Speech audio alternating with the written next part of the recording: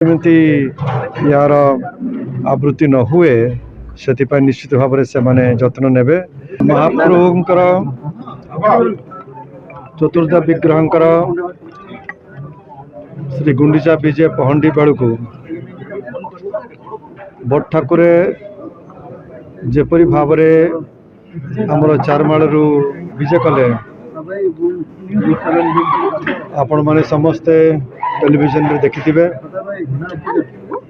से घटनाटी समस्त को मर्माहत करिछि, दुखित करिछि समग्र विश्व रे जगन्नाथ प्रेमी भक्त मानकु।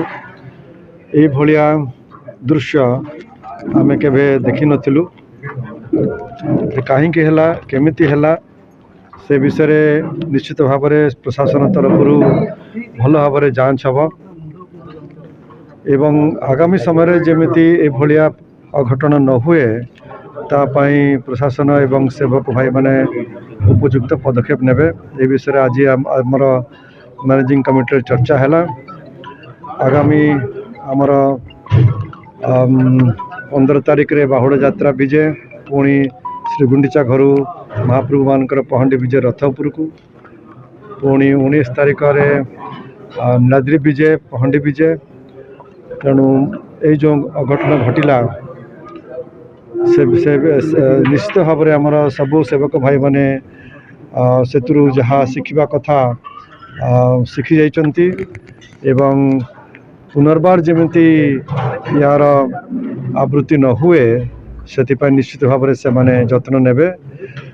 किंतु केते गुड़िक मूल समस्या रहुची जहाँ होची पहंडी रे अधिक संख्यक सेवक रथ उपरे अधिक सेवक संख्यक सेवक ए विषय मध्य आलोचना होईची एवं नीलाद्री विजय परे परे आमर मैनेजिंग कमिटी ए विषय विशद भाव में आलोचना करिकी आगामी रथ यात्रा रे जेमिति ए भलिया परिस्थिति न हुए तापाई निर्दिष्ट से निष्पत्ति नेबे। रत्न भंडार सेटा आम पंडित मान पचारिबा। रत्न भंडार को लेकिन आमर आलोचना हैला। हाई लेवल कमिटी जो सब प्रस्ताव देइछन्ति से विषय आलोचना हैला।